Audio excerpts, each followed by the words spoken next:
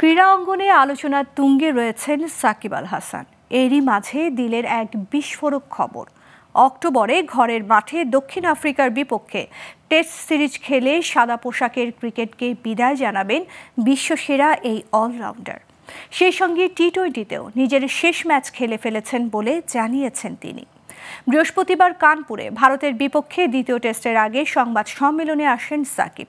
এ সময় তিনি বলেন, আমার মনে হয় টি-20তে আমি আমার শেষ ম্যাচ খেলে ফেলেছি। মিরপুর টেস্ট খেলতে পারলে সেটি হবে আমার শেষ টেস্ট।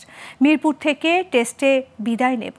সবশেষ টি-20তে বিশ্বকাপে আফগানিস্তানের বিপক্ষে ক্রিকেটের সংক্ষিপ্ততম সংস্করণে খেলেছিলেন সাকিব, যা ছিল তার ক্যারিয়ারের শেষ টি-20 ম্যাচ।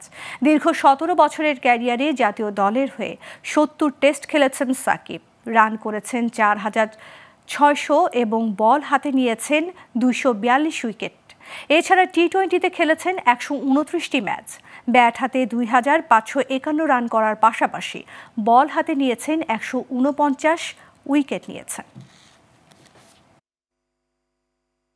যদি সুযোগ থাকে, আমি যদি দেশে যেয়ে খেলতে পারি, মিরপুর টেস্ট হবে আমার জন্য লাস্ট, স্পেশালি টেস্ট ক্রিকেটে। এবং সেই কথাটা বোর্ডের সবার সাথে বলা হয়েছে এবং তারা এই বিষয়টা জানে এবং তারা চেষ্টা করছে যে কিভাবে এটাকে সুন্দরভাবে অ্যারেঞ্জ করা যায় এবং যাতে করে আমি যে খেলতেও পারি এবং নিরাপদ ফিল করি। অ্যাট দি সেম টাইম যখন দেশের বাইরে আসার দরকার হবে এবং দেশের বাইরে বের হতেও যেন আমার কোনো সমস্যা না হয়।